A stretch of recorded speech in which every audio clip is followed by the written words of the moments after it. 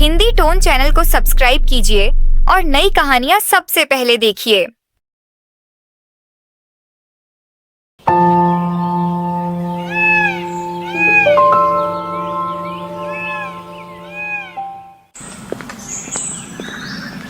ढलती शाम में बिरजू घने जंगलों से होते हुए तालाब के किनारे पहुंच जाता है। तभी अचानक आंधी शुरू हो जाती है। यही सही मुहूर्त है। अब मुझे उस किताब को बुलाना चाहिए। हे जादुई किताब, बाहर आओ। मुझे अपनी शक्ति दो, मुझे अमर कर दो। मैंने तुम्हारी बहुत कहानियां सुनी हैं। मेरी पुकार सुनो और मेरे सामने प्रकट हो जाओ। अचानक बिजली गर्जना करने लगती है और बीच तालाब से चमचमाती हुई एक सुनहरी किताब ऊपर उठने लगती है। ये क्या? ये तो सचमुच में किताब है। तालाब के बीच से निकल आई। यानी तांत्रिक ने जो कहा था सच कहा था। अब बस इसे खोलते ही सब मेरा हो जाएगा और मैं माला माल के साथ अमर हो जाऊंगा। किताब तालाब के किनारे पर आ जाती है। किताब की सफेद चमक अचानक काले रंग में बदल जाती है और किताब सुनहरी किताब से काली किताब में बदल जाती है, जिससे धुआं निकलने लगता है और बिरजू को घेर लेता है।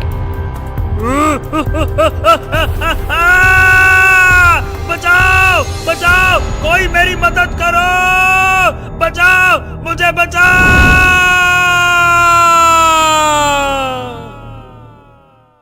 धीरे धीरे उसकी आवाज गायब हो जाती है। वो पूरी तरह से किताब में समा जाता है। तभी किताब से एक भयावह आवाज गूंजती है।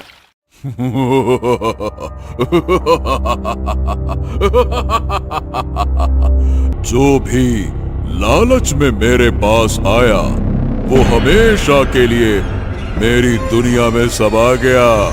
मैं मृत्यु हूँ, मैं सर्वनाश हूँ, मैं अनंत शक्तिशाली हूँ। मेरा रहस्य कोई नहीं सुलझा सकता। मेरी दुनिया में जो आया है वो कभी वापस नहीं गया। चाहे इंसान हो या देवता, कोई भी मेरे चंगुल से बच नहीं पाएगा।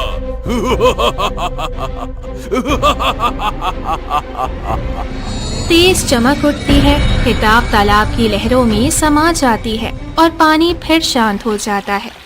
ऐसे ही कुछ समय बीत जाता है। उसी गांव में मनोज नाम का एक लकड़हारा रहता था। हे भगवान, अब मैं क्या करूं? 45 साल का हो गया हूं। धन दौलत सब कुछ है, पर अब तक मेरी शादी नहीं हुई। अरे मैं इस बात को लेकर कितना परेशान हूँ। अब तो समझ नहीं आ रहा कि करूँ तो करूँ क्या। हाँ, एक काम करता हूँ, मुखिया जी के पास जाकर उनकी बेटी का हाथ मांगता हूँ। मेरे पास धन है, जरूर मान जाएंगे वो। हाँ। मनोज घर से निकलता है और मुखिया के घर पहुँचता है। अरे मनोज, तू यहाँ क्या करने आया है? देखिए मुखिया जी, अब मेरी उम्र भी निकल रही है। मैं शादी करना चाहता हूँ। आपकी बेटी रेशमा मुझे बहुत पसंद है। अगर आपकी अनुमति हो तो मैं उससे शादी करना चाहता हूँ। अरे ये तो क्या कह रहा है? मेरी किस्मत फूटी है क्या जो मैं अपनी बेटी की शादी तेरे जैसे बूढ़े से कर दूं? नहीं तो कहां से चले आते हैं मुंह उठाकर। अरे चल जा, जा यहाँ से। देखिए मुखिया जी, मेरे पास इतना धन है कि आपकी बेटी रानी की तरह राज करेगी। बहुत धन दौलत है। अरे जा जा जा जा, पहले आईने में अपनी शक्ल तो देख। उम्र भी ढीली पड़ गई है, चेहरा भी लटक रहा है। बड़ा आया मेरी बेटी को राज करवाएगा। अरे तेरे राज करने के दिन खत्म हो गए। पैर कब्र में घुसने लगे हैं और इनको घोड़ी चढ़ना है। मेरे लिए पहले लड़का जरूरी है, धन नहीं, समझे? देख क्या रहे हो? चलो जाओ यहाँ से, चलो जाओ, निकलो। मुखिया गुस्से में मनोज को भगा देता है। गांव वाले सब तमाशा देखते हैं। अरे भाई मनोज, तेरे पास धन है तो धन के साथ ही जिंदगी बिता ले। तेरी शादी इस जन्म में नहीं होने वाली। हाँ, बिल्कुल सही कहा। अरे भाई, तेरे जैसे बूढ़े को कौन अपनी बेटी देगा? और अगर तेरे को कोई बेटी दे रहा है तो बताना, मैं भी शादी कर लूंगा तेरे साथ साथ। सभी हंसते हैं। मनोज गुस्से में आ जाता है। क्या बताऊं? अब देखना, मैं भी इन सबको दिखा ही दूंगा कि मैं भी एक सुंदर लड़की से शादी कर सकता हूँ। मैं एक जवान बनूंगा, सुंदर बनूंगा, चाहे हमको कुछ भी करना पड़े। हाँ, अब देखना मैं क्या करता हूँ। मनोज गुस्से में घने जंगलों की तरफ निकल पड़ता है। तभी रास्ते में अचानक एक तांत्रिक हंसते हुए उसके सामने आता है। पगड़बम पगड़बम पगड़बम। मनोज, तुझे देखकर मुझे हंसी आ रही है।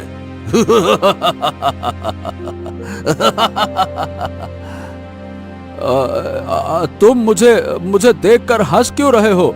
क्या बात है? क्योंकि मुझे पता है तेरी परेशानी क्या है। गांव वाले तेरा मजाक उड़ाते हैं और तेरी शादी नहीं हो पा रही है ना? हाँ, ये बात सच है, पर तुम्हें ये सब कुछ कैसे पता? क्योंकि मैं तेरा भाग्य बदल सकता हूँ। मैं तेरी तकलीफें दूर कर सकता हूँ। देखो, अगर सच में तुम मेरी शादी करवा सकते हो और मेरा चेहरा सुंदर बना सकते हो तो मैं कुछ भी करने को तैयार हूँ। हाँ, जो तुम बोलो मैं करूँगा। बताओ क्या करना है? तू जवान भी होगा और सुंदर भी, और जितना तू धनी है उससे कहीं गुना ज्यादा और धनी बन जाएगा। लेकिन तुझे एक काम करना होगा। ठीक है। देखो, मुझे धन वन नहीं चाहिए, बस मैं सुंदर और जवान बनना चाहता हूँ। बताओ क्या करना होगा? तुझे एक जादुई किताब को आवाज देनी होगी। वो किताब तालाब से बाहर आएगी। उस किताब को मेरे पास लेकर आना, फिर मैं सिद्धियां करूंगा और बस तेरा रूप बदल दूंगा। क्या बात कर रहे हो? सच में? अरे, अगर ऐसा है तो मैं जरूर जाऊंगा। हाँ, रुक जाओ, मैं लाऊंगा तुम्हारे लिए वो किताब, लाऊंगा। मनोज वहाँ से निकलता है। तांत्रिक धीमी आवाज में मुस्कुराते हुए कहता है,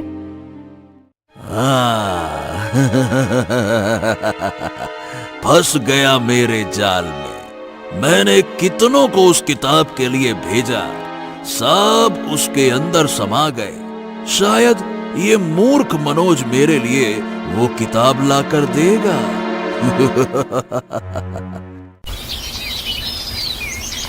थोड़ी देर बाद मनोज समुद्र के किनारे पहुंच जाता है। अब बस मुझे उस किताब को बुलाना है। ठीक है। हे जादुई किताब, मेरे सामने आओ। मुझे सुंदरता दे दो, जवानी दे दो, मेरी इच्छा पूरी करो। समंदर गरजने लगता है और बीच समुद्र से वही चमचमाती किताब ऊपर आती है। हाँ, अरे बाप रे बाप! हे प्रभु, ये किताब तो सच में निकल आई। यानी वो तांत्रिक सही कह रहा था। हाँ, अब मैं सुंदर बन जाऊंगा। किताब हवा में उड़ती हुई उसके सामने आ जाती है। हाँ, क्या बात है, क्या बात है। ये किताब देखने में तो बहुत ही सुंदर है। अंदर क्या होगा? चलो, तांत्रिक के पास ले जाने से पहले एक बार देख ही लेता हूँ। तभी तेज रोशनी फैलती है और पल भर में मनोज उस किताब के अंदर खिंच जाता है। कुछ देर बाद मनोज आंखें खोलता है और खुद को एक अजीब सी दुनिया में पाता है। हाँ, हे भगवान, ये क्या हो गया? ये मैं कहाँ आ गया? यहाँ तो पेड़ों पर किताबें लटकी हुई हैं। हे भगवान, क्या मैं किताबों की दुनिया में आ गया हूँ क्या? ये भगवान, ये कहाँ फंस गया, मैं क्या बोलूं, ये कौन सी दुनिया है। तभी एक लड़की के रोने की आवाज आती है। कोई है, मेरी मदद करो, मैं बहुत दिनों से फंसी हुई हूँ, कोई है क्या? हैं? इस अजीब सी जगह में कोई लड़की रो रही है। चलो मुझे देखना चाहिए कौन है वो। वो आगे बढ़ता है। सामने मिट्टी की एक मूर्ति दिखती है। अरे ये तो मिट्टी की मूर्ति है, लेकिन आवाज तो यहीं से आ रही थी। मनोज पीछे मुड़ता है। मूर्ति की आंखें चमकती है और वो बोलने लगती है। मैं पीछे हूँ, पीछे देखो। मैं इस दुनिया में कैद हूँ, मुझे आजाद कर दो। मैं 100 साल से यहाँ फंसी हूँ। क्या 100 सालों से? ये कैसी दुनिया है? ये किताबों की दुनिया है। एक अघोरी ने अपने तंत्र विद्या से इसे बनाया है। यहाँ बहुत लोग फंसे हैं, कोई वापस नहीं जा सकता। मेरी मदद करो। अरे क्या खाक मदद करूंगा मैं तो खुदा ही यहाँ फंस गया हूँ, तुम्हारी मदद कहाँ से करूं? रहस्य का रास्ता इसी दुनिया में है, इसे पार करने से ही मुक्ति मिलेगी। अच्छा तो ठीक है, रुको मैं कोशिश करूंगा, रुको। मनोज आगे बढ़ता है और एक साधु को पेड़ के नीचे ध्यान करते देखता है। अब प्रणाम साधु महाराज, आप यहाँ पे क्या कर रहे हैं? ओ तो पुत्र, तू भी यहाँ आ ही गया। एक अघोरी ने मुझे अपनी तंत्र विद्या करने को कहा था। मैंने मना किया तो उसने मुझे यहाँ कैद कर दिया। अच्छा अच्छा, यानी कि यहाँ बहुत सारे लोग कैद हैं महाराज। हाँ, बहुत सारे लोग, और यहाँ से कोई निकल नहीं सका। इतने में एक परी वहाँ आती है। अब हम सब मिलकर इस रहस्य को सुलझा सकते हैं। अरे लेकिन हम सब तो कैदी हैं, कैसे करेंगे? क्योंकि हम शक्तिशाली हैं। मैं परी हूँ, आप साधु हैं और ये मनोज मानव है। अगर हम एक दिशा में शक्ति लगाएं तो रास्ता मिल सकता है। ठीक कहा तुमने, लेकिन रहस्य कौन जानता होगा? मैं अपनी शक्तियों से देखती हूँ। परी अपनी आंखें बंद करती है और ध्यान लगाती है। अचानक उसके सामने वही मिट्टी की मूर्ति दिखाई देती है। एक मूर्ति है, हमें इसके पास जाना होगा। हाँ हाँ हाँ, वो मिट्टी की मूर्त तो मैंने देखा था। साधु महाराज, वो तो हमसे बात भी कर रही थी। अच्छा, और कहाँ है वो मूर्ति? थोड़ी सी पीछे ही तो है, उसी को छोड़कर तो हम आगे आए थे आपके पास। तीनों वहाँ पहुँचते हैं, लेकिन मूर्ति गायब होती है। हैं? ये क्या? ये मूर्ति तो यही थी, कहाँ चली गई है? वो मूर्ति जादुई है, उसमें अघोरी की शक्तियाँ बंद हैं। उसे खोजना आसान नहीं होगा। तभी एक खरगोश दौड़ता हुआ आता है। बचाओ बचाओ बचाओ बचाओ बचाओ, मेरे बच्चे को एक सांप खाने वाला है। मेरी मदद करो, मेरी मदद करो। मेरा बच्चा। कहाँ है तुम्हारा बच्चा? वहाँ तालाब के किनारे, जल्दी चलो। तीनों उसके पीछे भागते हैं, लेकिन तालाब के पास पहुँचते ही खरगोश गायब हो जाता है। ये क्या? वो कहाँ गया खरगोश? पता नहीं, अभी तो यही था। हो, हम इतने ज्ञानी होकर भी इस भ्रम को नहीं समझ पा रहे कि आखिरकार ये कौन था कौन? तभी मनोज की नजर जमीन पर जाती है, जहाँ एक सुनहरी अंगूठी चमक रही होती है। ये देखो, यहाँ एक अंगूठी है। ये तो बहुत ज्यादा चमकदार है, देखो। परी अंगूठी उठाती है और जैसे ही उसे हाथ में लेती है, सामने तेज प्रकाश होता है और वही मिट्टी की मूर्ति उनके सामने प्रकट हो जाती है। हाँ हाँ हाँ हाँ, यही मूर्ति थी। ये गायब कैसे हो गई थी उस वक्त? क्योंकि मैं हमेशा इंसानों के सामने नहीं रह सकती। मुझे कभी खरगोश, कभी मूर्ति तो कभी हिरन के रूप में बदल दिया जाता है। तुम लोग दिल के नेक हो और इस रहस्यमय दुनिया को खत्म करना चाहते हो, इसीलिए मैं खुद ही एक खरगोश के रूप में तुम्हारे पास गई ताकि तुम सब यहाँ तालाब के पास आ सको। इस जगह अघोरी की शक्ति कुछ देर के लिए कम हो जाती है। हाँ, मैं तुम्हारा दर्द देख सकती हूँ। तुम एक राजकुमारी हो। इससे आगे मैं कुछ नहीं देख पा रही क्योंकि अघोरी ने मेरी ज्यादातर शक्तियाँ खत्म कर दी हैं। मैं सूर्यगढ़ राज्य की राजकुमारी चंद्रलेखा हूँ। एक दिन मैं अपनी सहेलियों के साथ घने वन में टहल रही थी। मेघा, देखो, हम लोग बहुत वक्त से घने जंगलों में घूम रहे हैं। अब हमें राजमहल वापस जाना चाहिए। राजकुमारी, इतने वर्षों बाद तो हम राजमहल से बाहर आए हैं और आप हैं कि फिर वापस जाने की बात कर रही हैं। क्या करें, हम राजकुमारी हैं, हमें वक्त पर राजमहल लौटना पड़ता है। अच्छा ठीक है राजकुमारी, चलिए चलते हैं। दोनों राजमहल लौट आती हैं। क्या बात है पुत्री, आज तुम इतनी देर तक वन में क्यों थी? मैंने तुम्हें कितनी बार कहा है कि वन में ज्यादा वक्त मत बिताया करो। पिताजी, मैं अपनी सहेलियों के साथ घूमने गई थी, लेकिन वक्त पर लौट आई हूँ। बेटा, मुझे तुम्हारी फिक्र होती है, और चंद्रलेखा, क्योंकि तुम मेरी इकलौती बेटी हो, मैं नहीं चाहता कि तुम्हें कुछ भी हो।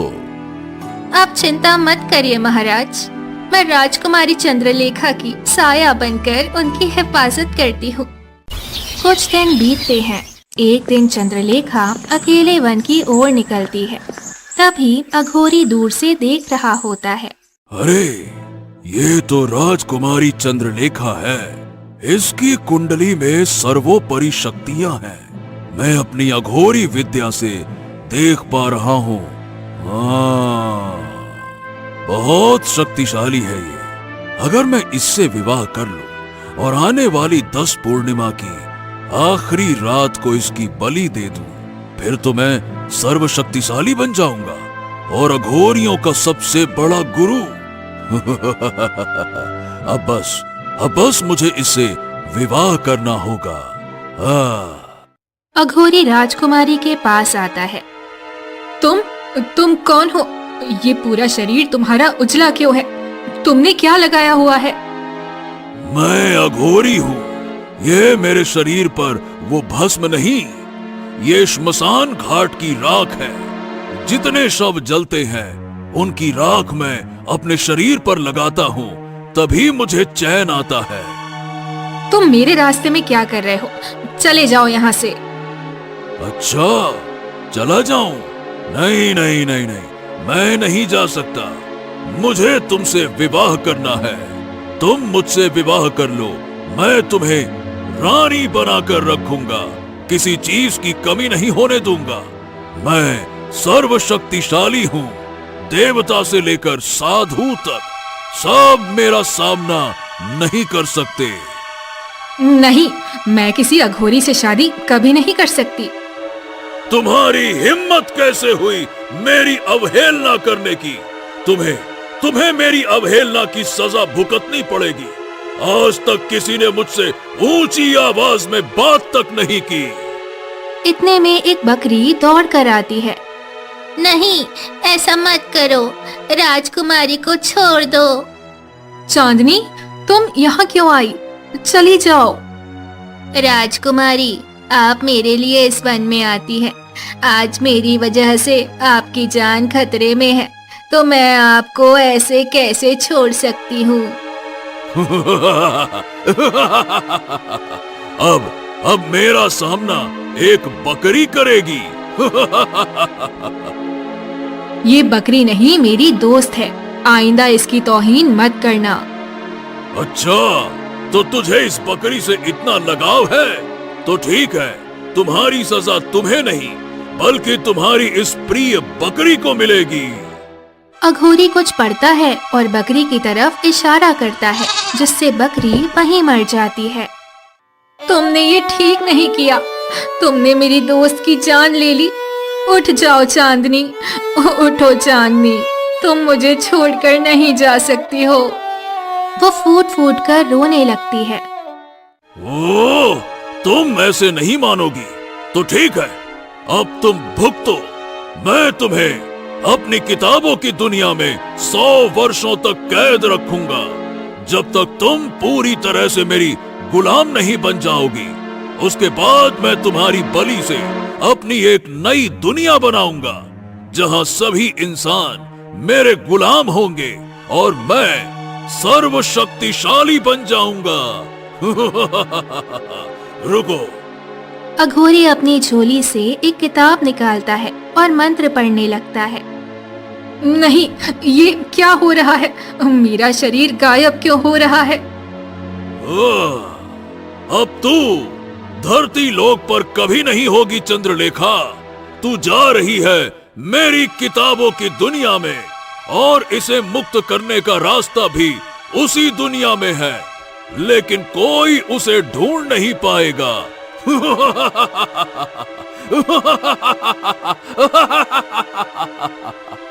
अघोरी जोर जोर से हंसने लगता है। राजकुमारी चंद्रलेखा का शरीर उसकी किताब में कैद हो जाता है। अघोरी वो किताब लेकर तालाब में फेंक देता है। तो अब हम क्या करें? उस अघोरी को हम सब मिलकर कैसे खत्म कर सकते हैं? वो तो बहुत ही शक्तिशाली है। एक उपाय है। उसने जब से मुझे इस किताब की दुनिया में कैद किया है, मैं पूरे 100 साल से इस किताब की दुनिया में हूँ, तो मुझे धीरे धीरे ये रहस्य पता चला है कि इसी तालाब के अंदर एक किताब छिपी हुई है। उस किताब को लाकर उसे खत्म करना होगा, लेकिन ना ही उसे जलाया जा सकता है और ना ही उसे फाड़ा जा सकता है। अरे तो फिर तो हम उस अघोरी को कैसे खत्म करेंगे, जब उस किताब को ना हम जला सकते हैं ना ही फाड़ सकते हैं? मुझे पता है, मेरी गुरु माँ ने बताया था कि अघोरी की हत्या बहुत ही विचित्र तरीके से होती है। तुमने बिल्कुल सत्य कहा है। अघोरी की हत्या रात के आधे पहर में होगी, और उस किताब को खत्म करने का तरीका है, इसी तालाब के अंदर एक दुनिया है, जो दुनिया तालाब की कहलाती है, पर वहाँ पानी नहीं होता। वहाँ एक जंगल है। उस जंगल में जाना होगा, जादुई फूल लाकर उस पर खून की आहुति देनी होगी, और उस खून पर इस धरती की मिट्टी और पवित्र खून और लालची खून का मिश्रण करके, जिससे कि इस किताब की सारी शक्तियां आपस में टकराएंगी और ये किताब खुद ही नष्ट हो जाएगी। हाँ मनोज, तुम लालच में यहाँ आए हो और हम सबको तो मजबूरी में लाया गया है, इसीलिए हम तीनों का खून उस किताब पर देना होगा और फिर उस पर मिट्टी डालकर हम एक मंत्र पढ़ेंगे जो अघोरी की आत्मा को हमारे सामने लाने में मदद करेगा। हाँ, और हमारे पास वक्त बहुत कम है, क्योंकि रात के दूसरे पहर के बाद ये पूरी किताबी दुनिया एक गहरे रहस्य में समा जाएगी और तब तुम सब भी एक मिट्टी की मूर्ति में बदल जाओगे। फिर तुम कुछ नहीं कर पाओगे। हाँ ठीक है, मैं तो यहाँ आया था लालच में, लेकिन मुझे तुम्हारी दुख भरी कहानी सुनकर और रहस्यमयी दुनिया का रहस्य जानकर अब बस तुम्हें न्याय दिलाना है। तुम 100 साल से कैसे तड़प रही हो, मैं तो सोच कर भी हाय। मैं तुम्हें इस दुनिया से मुक्त कराना चाहता हूँ राजकुमारी। मैं इस तालाब में जाऊंगा। लेकिन इसमें तुम्हारी जान भी जा सकती है। अरे तो क्या हो गया राजकुमारी, मैं वैसे भी शादी के लिए तरस रहा था। कोई मुझसे शादी ही नहीं करना चाहता था, तो मेरी जिंदगी का कोई मकसद ही नहीं है। मैं मर भी जाऊं तो मुझे कोई फर्क नहीं पड़ता। अगर तुम सही सलामत मुझे और इन सबको इस दुनिया से बाहर निकाल दिए तो मैं तुमसे विवाह करूंगी, ये मेरा वचन है। मैं इस लोभ में नहीं जाता हूँ राजकुमारी, मैं बस आपको आजाद कराना चाहता हूँ, बस। इतना कहकर मनोज उस रहस्यमय तालाब में कूद जाता है। अचानक वो किसी घने जंगल में पहुंच जाता है। अरे ये तो बहुत ही बड़ी रहस्यमयी दुनिया है। पानी के अंदर जंगल, वो भी इंसानी दुनिया जैसा ही। पता नहीं और कितने रहस्य छुपे हुए हैं। हाँ, मुझे उस किताब को ढूंढना होगा। समय बहुत कम है। चल भाई मनोज, लग जा काम पर। हाँ। थोड़ी दूर जाने के बाद उसे एक पिंजरे में किताब दिखाई देता है। हैं?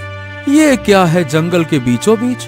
ओह, ये किताब तो एक पिंजरे में कैद है। अरे अब मैं इस किताब को पिंजरे से कैसे निकालूं?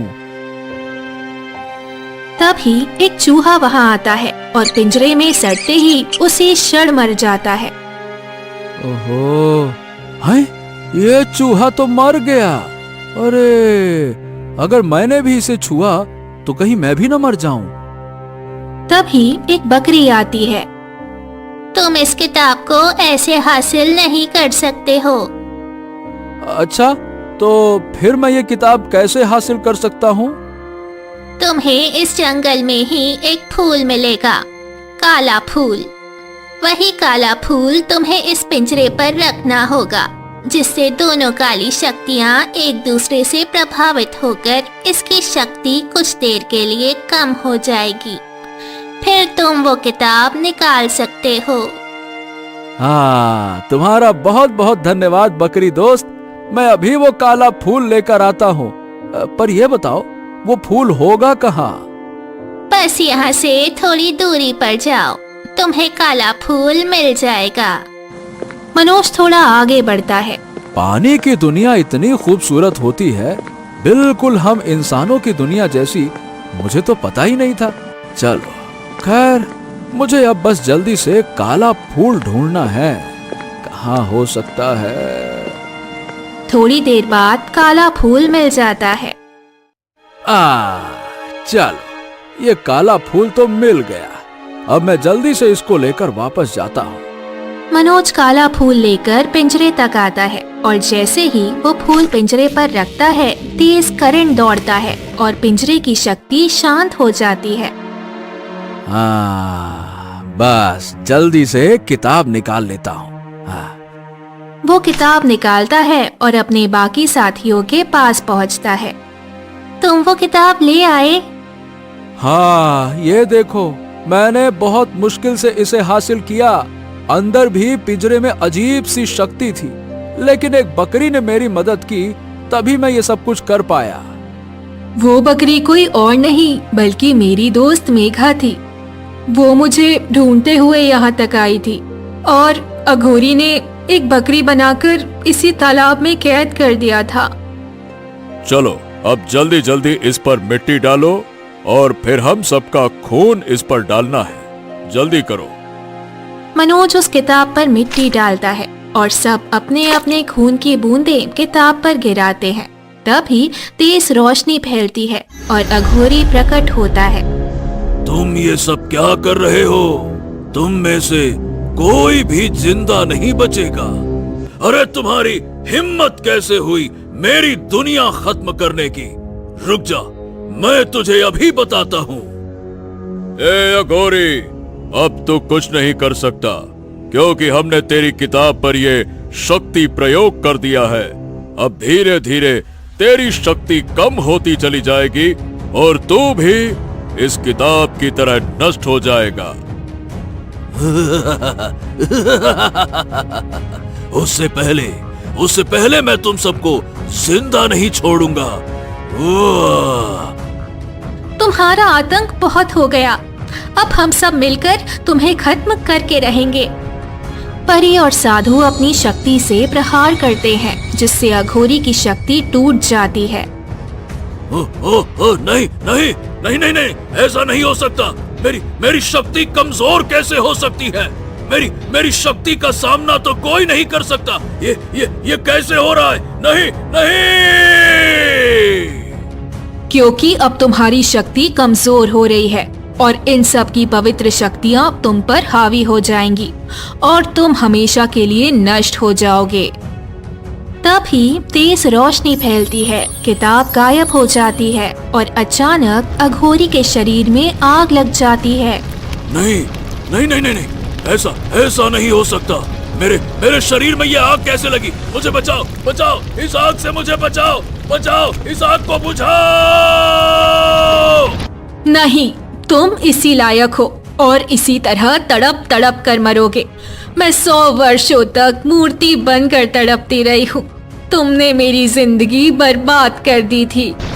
तभी तेज प्रकाश फैलती है और अघोरी जलकर राख हो जाता है और किताबों की दुनिया गायब हो जाती है। सभी उसी तालाब के किनारे आ जाते हैं। मुझे यकीन नहीं हो रहा कि मैं अपने असली रूप में आ गई हूँ। मनोज, साधु महाराज, परी जी, आप तीनों की मदद से मैं आजाद हो गई हूँ, वरना पता नहीं मैं कितने वर्षों तक और कैद रहती।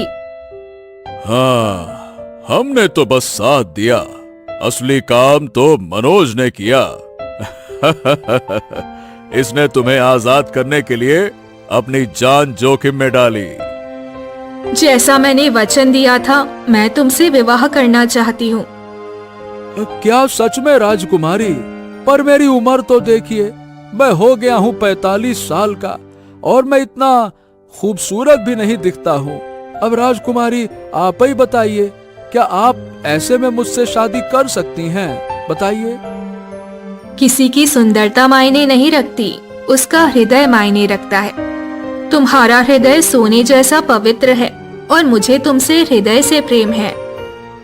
फिर सभी मनोज का साथ देते हैं और मनोज राजकुमारी से शादी करके अपने गांव लौट जाता है, जिसे देख सब लोग उसकी तारीफ करते हैं और मनोज राजकुमारी चंद्रलेखा के साथ खुशी पूर्वक जीवन बिताने लगता है।